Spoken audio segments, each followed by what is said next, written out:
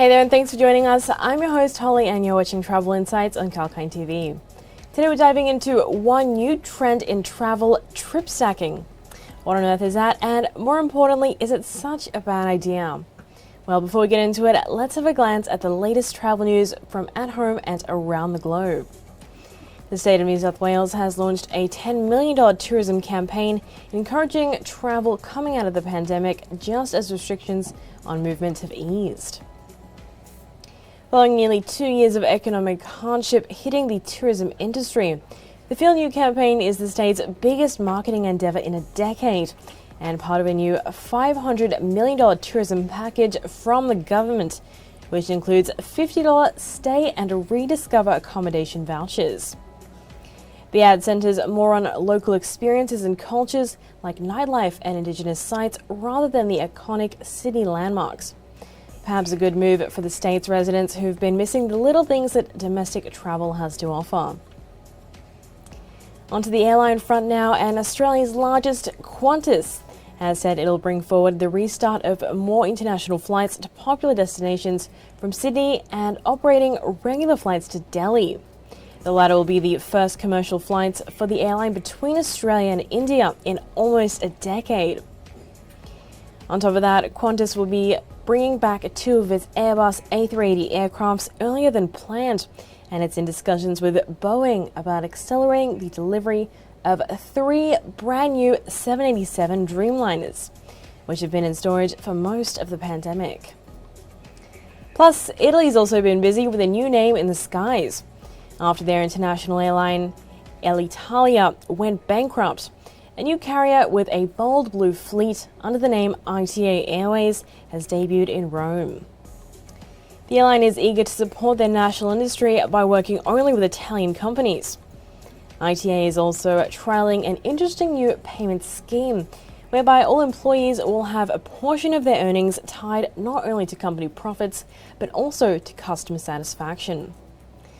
I guess there's nothing wrong with wanting happy flyers, but we all know passengers can be a pain, so best of luck to the Italians. Meanwhile, Canada has lifted its warnings against non-essential foreign travel. The new guidance, which reverses an advisory from March of 2020, signals the success of the country's vaccination campaign. Despite the changing guidance, officials warn that now is not the time to just freely go wherever. And lastly, the African island nation of Madagascar is the latest destination to reopen tourism. The country has gradually welcomed back flights from nearby Mauritius and Reunion, and will be soon opening up to Europe from the 6th of November. Adding to the good news, cruise ships are also able to return to Madagascar, so a big plus for the cruise industry there. Now it's time for a short break, but don't go anywhere because afterwards we'll be uncovering October's biggest travel trend. Stay tuned.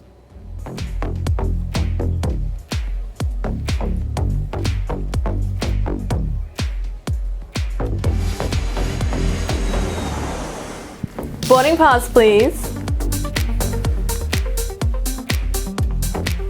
Hi, I'm Holly Shields, and I'll be your host for Kalkine TV's new show, Travel Insights. Tune in to get the latest developments in the travel and tourism space, from updates on restrictions to travel guides to info about recreation and outdoor activities, or tour guides to the financials of the sector. Though the travel industry has been hit hard from the pandemic, there is still potential left for a revival on the back of economic upturn and COVID-safe travel measures. So if you want to know where the travel and tourism space is heading, dust off your passports, pack your bags, and watch Travel Insights every Monday exclusively on Kalkine TV.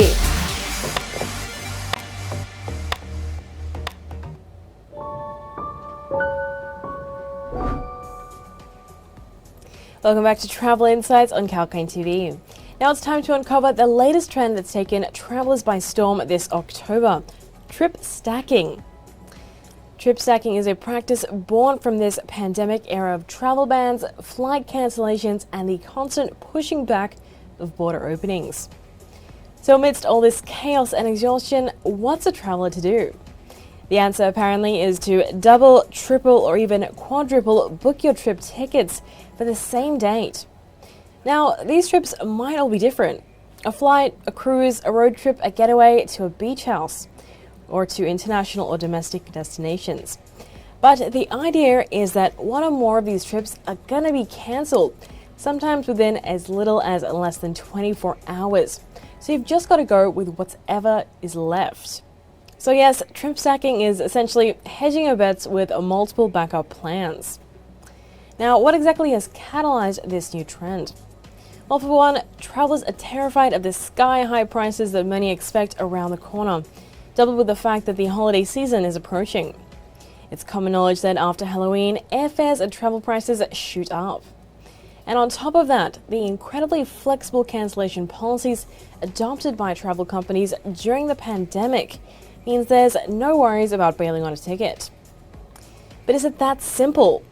Well, not exactly. The popularity of trip stacking may be growing, but according to experts, it's not for the faint of heart. There's way more risk than reward, and it's not easy for travelers to pull off all these bookings without slipping up and being slapped by some sort of hidden fee. In fact, this is part of the reason why more and more people are turning to travel agencies for the first time in a long while. And how about the ethics of it all? Well, it's a given that people are booking these trips with the intention to cancel a couple of them at least. So it's not great for the airlines and hotels. In fact, it's believed that trip stacking might just cause prices to go up for everyone.